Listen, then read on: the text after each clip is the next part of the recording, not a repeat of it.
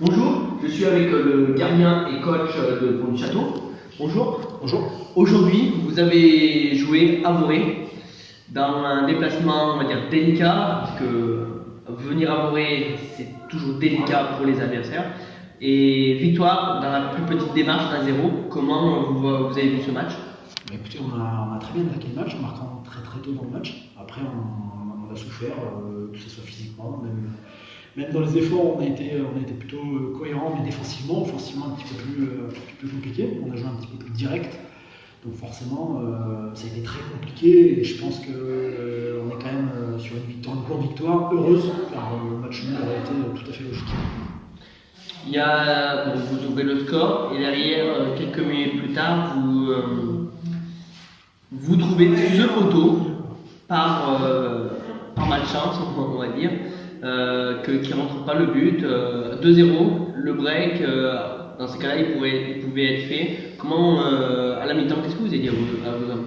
Écoutez, nous, on est resté comme on le faisait depuis le départ et puis comme on le fait depuis le début de saison. On essaie de jouer un petit peu au football. Alors, il y a des fois, c'est un peu plus compliqué.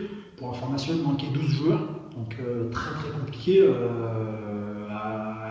Avec les mecs qu'on avait, on a quand même plutôt fait un bon boulot ce soir, mais plutôt défensif, bien évidemment. Après, on peut tuer le match. Ça n'a pas été le cas, donc on a souffert jusqu'à la dernière seconde, comme convenu. Et en deuxième mi-temps, tu as été sollicité beaucoup de fois avec les latéraux sur les côtés et la vitesse des deux attaquants. Il fallait être solide, quoi. Oui, voilà. Après, on est resté sur des choses basiques.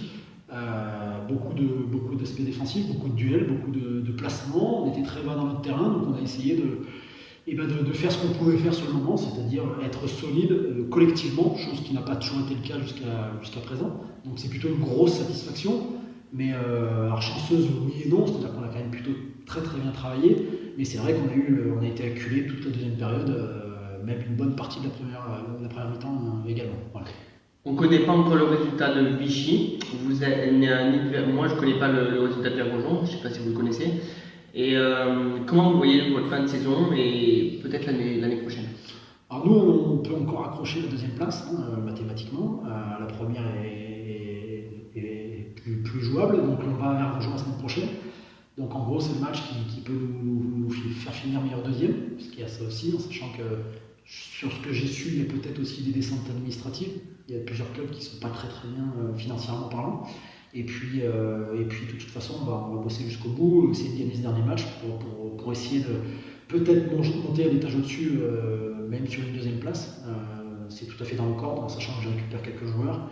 Donc on espère finir sur une bonne note avec un match très compliqué, parce que ce qu'il faut savoir, c'est qu'on est à la Vichy la semaine dernière, enfin il y a 2 semaines.